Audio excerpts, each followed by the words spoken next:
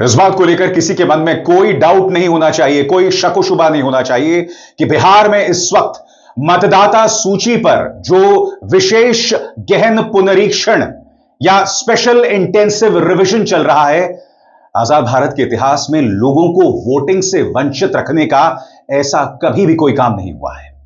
यही वजह है कि आज विपक्ष कह रहा है कि क्या चुनाव आयोग आरएसएस का दफ्तर बन गया है। कल तेजस्वी यादव ने मुलाकात की चुनाव आयोग से और वो कुछ सवाल पूछ रहे हैं दोस्तों, मगर अहंकारी चुनाव आयोग, वो चुनाव आयोग जिनके प्रमुख ये शख्स हैं ज्ञानेश कुमार, जो अमित शाह के गृह मंत्रालय में बतौर अधिकारी काम कर चुके हैं, चुनाव आयोग के पास कोई जवाब नहीं है। चुनाव आयोग रोज नए फरमान जारी कर रहा है। सबसे बड़ी बात, जिन 11 दस्तावेजों की वो बात कर रहा है, बिहार की जनता के पास, अधिकतर जनता के पास वो 11 दस्तावेज नहीं है। लोग कह रहे हैं कि हमारे पास आधार कार्ड है। अब उस आधार कार्ड का क्या होगा? सबसे बड़ी बात, ये जो विशेष गहन पुनरीक्षण चल रहा है, पहले चुनाव आयोग ये कहता है कि इसमें हमारे पास 1 लाख वॉलंटियर्स हैं।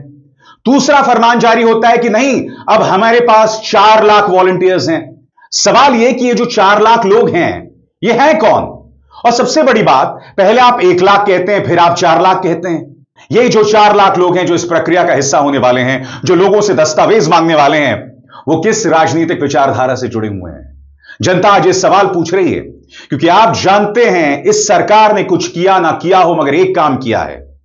ब्यूरोक्रेसी में, नौकरशाही में, सरकार के अंदर आरएसएस की विचारधारा से जुड़े भारतीय जनता पार्टी से इत्तेफाक रखने वाले लोगों का प्रवेश करवाया है।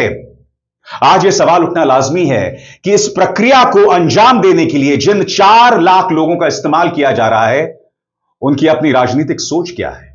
यही वजह है कि पप्पू यादव, सांसद पप्पू यादव ने चुनाव आयोग को आरएसएस का दफ्तर बताया है। सुनिए वो क्या कह रहे हैं। इलेक्शन कमीशन बिल्कुल आरएसएस का दफ्तर है, आरएसएस का दफ्तर है, उसको रोकना चाहिए।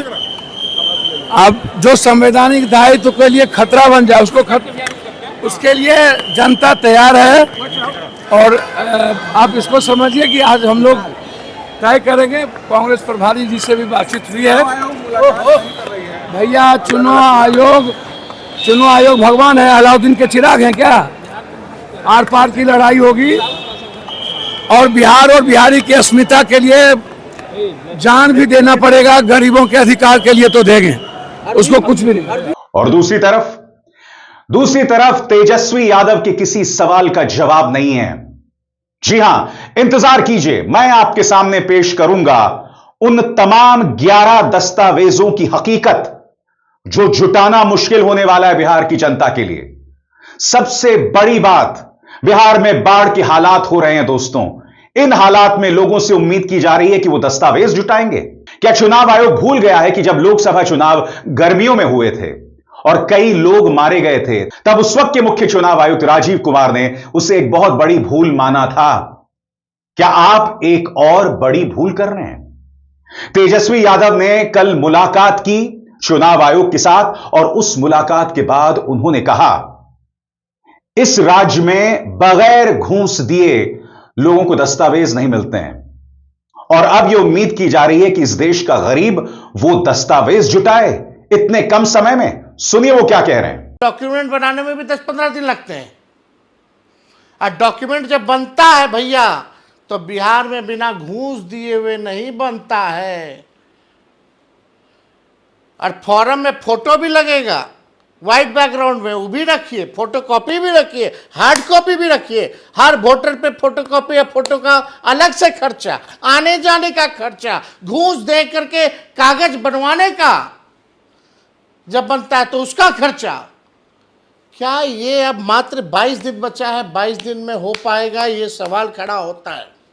तेजस्वी यादव ये भी कह रहे हैं कि अब हर बिहारी को अपनी नागरिकता का सबूत देना पड़ेगा, यानी कि एक किस्म से ये एक एनआरसी है।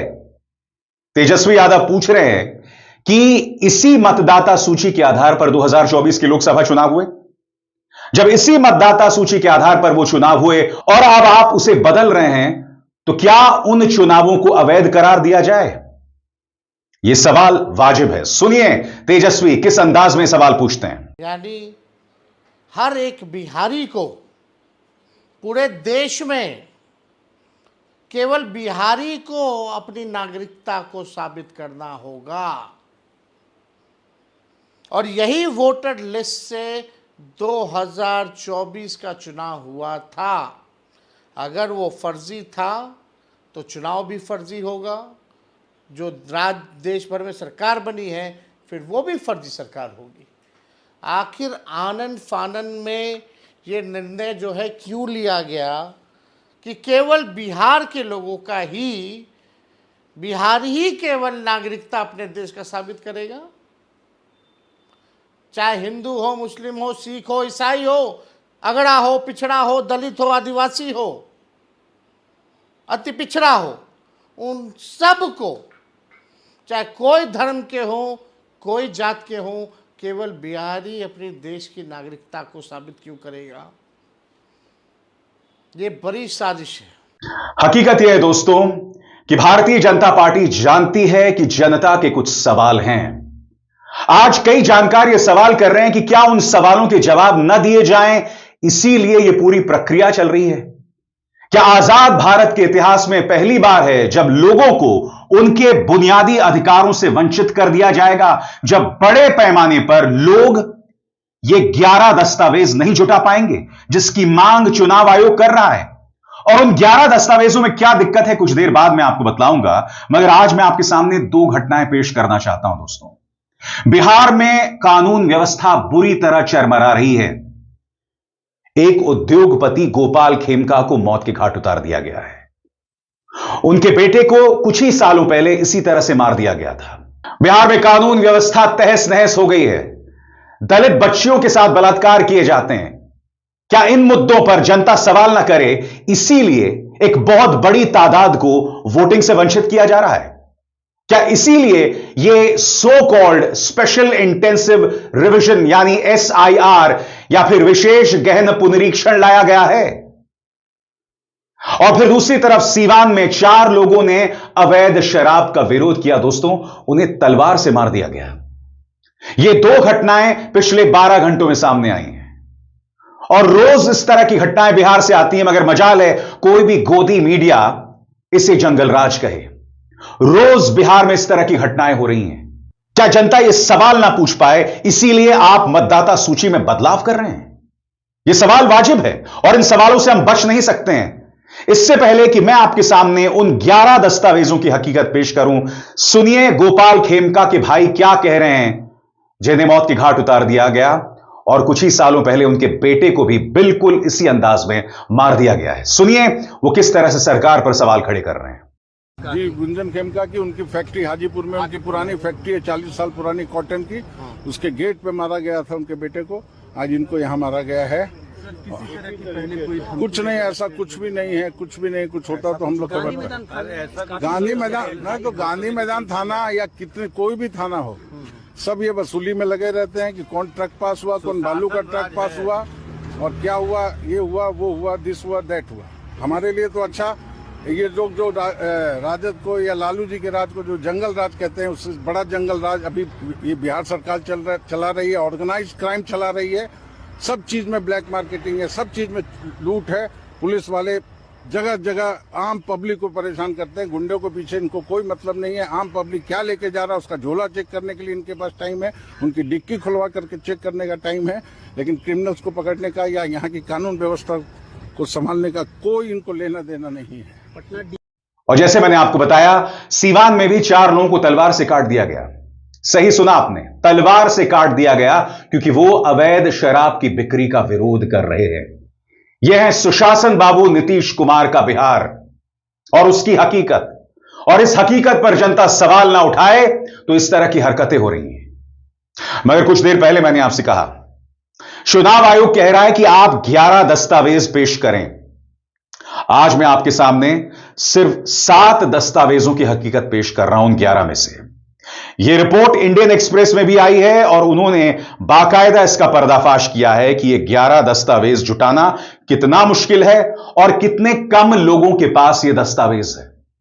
एक एक करके आपकी स्क्रीन पर आ रहा है। सबसे पहले यह कहा गया है कि किसी भी केंद्रीय सरकार, राज्य सरकार, PSU के रेगुलर कर्मचारी या पेंशन पाने वाले को मिला कोई भी पहचान पत्र या पेंशन ऑर्डर क्या आप जानते हैं बिहार की जो कुल आबादी है, कुल आबादी में से महज 1.57% यह दस्तावेज सिर्फ 1.57% के पास है।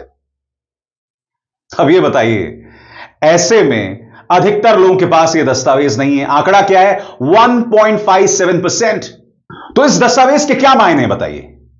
सबसे बड़ी बात, जब आधार कार्ड है, अब तक आधार कार्ड के नाम पर सारा काम चल रहा था। इस रिपोर्ट को देखिए दोस्तों, लोग यह कह रहे हैं कि भाई हमारे पास तो सिर्फ आधार कार्ड है, हम नए दस्तावेज कहां से लेकर आए। यह रिपोर्ट चिंताजनक है। इसके अलावा अन्य 6 दस्तावेज जिसके बारे में इंडियन एक्सप्रेस ने पड़ताल की, वो क्या है, इस पर भी गौर किया जाए। भारत में सरकार, स्थानीय निकाय, bank, post office, LIC, PSU द्वारा 1/7/1987 से पहले जारी किया गया कोई भी पहचान पत्र, सर्टिफिकेट, दस्तावेज, इसमें लोकल गवर्नमेंट में की गई नौकरी का सबूत भी शामिल है। इस पर कोई डेटा उपलब्ध नहीं है। सुना आपने? कोई डेटा इस पर उपलब्ध नहीं है और यह दस्तावेज मांगा जा रहा है साहब। तीसरी बात, जन्म प्रमाण पत्र जो मान्य अथॉरिटी द्वारा जारी किया गया हो। जन्म प्रमाण पत्र राज्य सरकार द्वारा बनाए गए local registrar of births and deaths द्वारा जारी किया जाता है, जो births and deaths registration act 1969 के तहत काम करते हैं। गांव में काम panchayat secretary, block development officer और प्राइमरी हेल्थ सेंटर के मेडिकल अफसर मिलकर करते हैं। शहरों में काम नगर निगम या नगर परिषद के जरिए होता है। और यही सवाल तेजस्वी यादव ने उठाया है कि बिहार में कोई भी काम बगैर घूस के नहीं होता। आपको क्या लगता है जनता जाएगी, उनका काम आसानी से हो जाएगा, एक दिन में हो जाएगा, जिनके पास यह जन्म प्रमाण पत्र नहीं है? आगे, पासपोर्ट, यह विदेश मंत्रालय द्वारा पुलिस वेरिफिकेशन और जरूरी डॉक्यूमेंट्स जैसे आधार दिखाने के बाद जारी किया जाता है। और बिहार में पासपोर्ट सिर्फ 2% लोगों के पास है, ऐसा इंडियन एक्सप्रेस कह रहा है। क्या मायने इन दस्तावेजों के दोस्तों बताइए? जो तमाम मैंने आपके सामने अब तक जानकारियां पेश की हैं, इन दस्तावेजों के क्या मायने हैं? जबकि एक कार्ड हुआ करता था, आधार कार्ड। उस आधार कार्ड को यह सरकार बार बार अपनी उपलब्धि के तौर पर पेश करती रही। अब वो आधार कार्ड भी कोई मायने नहीं रखता है। इस तरह से काम करती है। और यह सरकार क्यों इस तरह से काम करती है? क्योंकि जब चुनाव से महज 2 महीने पहले आप यह पूरी प्रक्रिया शुरू करते हैं तो आपकी नीयत पर सवाल उठते हैं। वोटर्स लिस्ट में गड़बड़ झाला, महाराष्ट्र में अचानक वोटर्स की तादाद बढ़ जाती है। मुख्यमंत्री देवेंद्र फडणवीस के गृह क्षेत्र जहां से वो चुनाव लड़ते हैं, वहां पर मतदाताओं की सूची अचानक बढ़ जाती है। और इन सवालों के कोई जवाब, कोई भी पारदर्शी जवाब चुनाव आयोग के पास नहीं होते हैं। इसीलिए चुनाव आयोग की नीयत पर सवाल उठना लाजमी है। आगे, मैट्रिक शैक्षिक सर्टिफिकेट जो मान्यता प्राप्त बोर्ड या यूनिवर्सिटी द्वारा जारी किया गया हो। मैट्रिक की परीक्षा CBSE, ICSE और बिहार बोर्ड जैसे संस्थान लेते हैं। बिहार जाति सर्वे 2022 के मुताबिक राज्य में सिर्फ 14.71% लोग हैं जिन्होंने 10वीं पास की है। यह आंकड़ा इसलिए भी कम है क्योंकि राज्य में ड्रॉप आउट रेट ज्यादा है।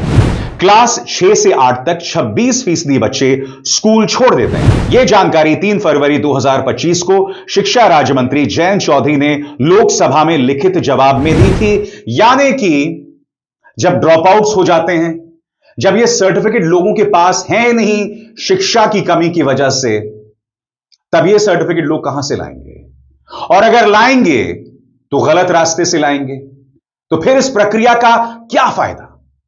आगे, परमानेंट रेजिडेंस सर्टिफिकेट जो राज्य सरकार की मान्यता अथॉरिटी द्वारा जारी किया जाता है, इसे डोमिसाइल सर्टिफिकेट भी कहते हैं, जो यह साबित करता है कि आवेदक उस राज्य का स्थायी निवासी है।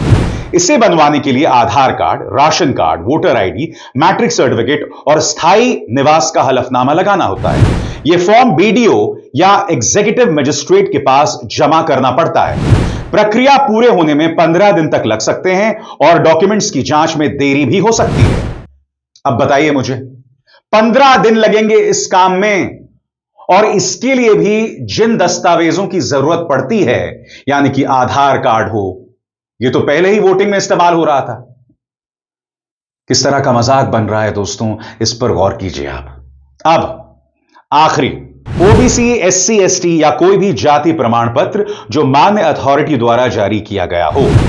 बिहार जाति सर्वे 2022 की रिपोर्ट के मुताबिक 2022 में बिहार की कुल आबादी 13.07 करोड़ थी। इनमें से 3.54 करोड़ यानी 27% ओबीसी, 4.70 करोड़ 36% ईबीसी, 2.6 करोड़ 20% लोग अनुसूचित जाति एससी के थे और 22 लाख यानी 1.6% अनुसूचित जनजाति के थे।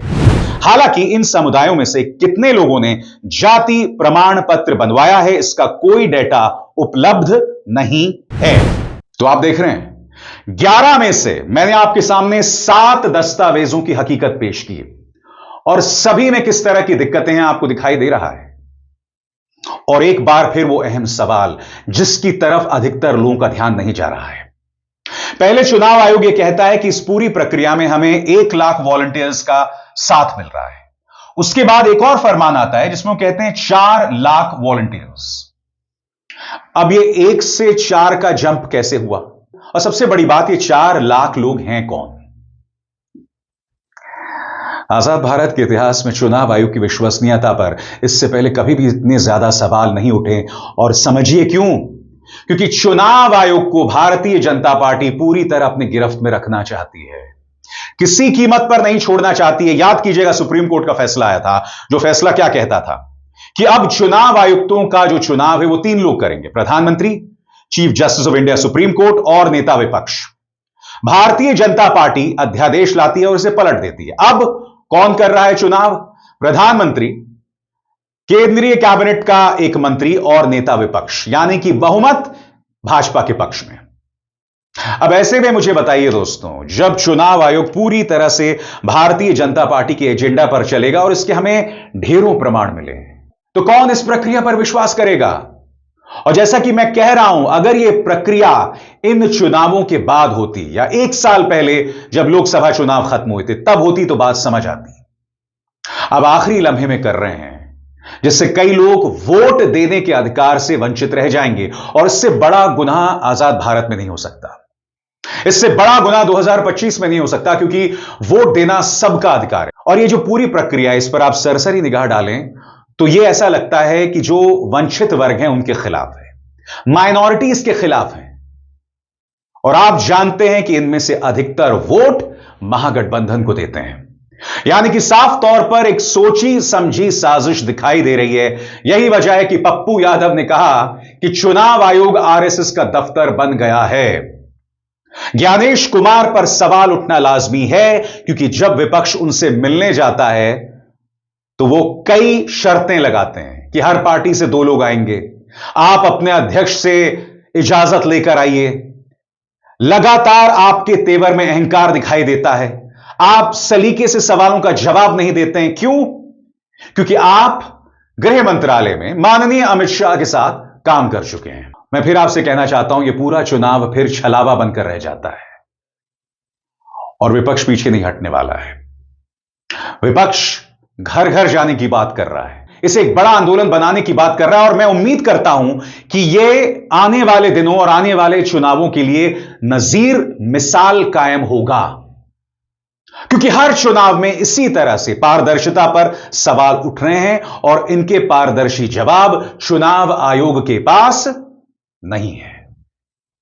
यह एक हकीकत है जिससे मुंह नहीं मोड़ा जा सकता। अभिसार शर्मा को दीजिए इजाजत। नमस्कार।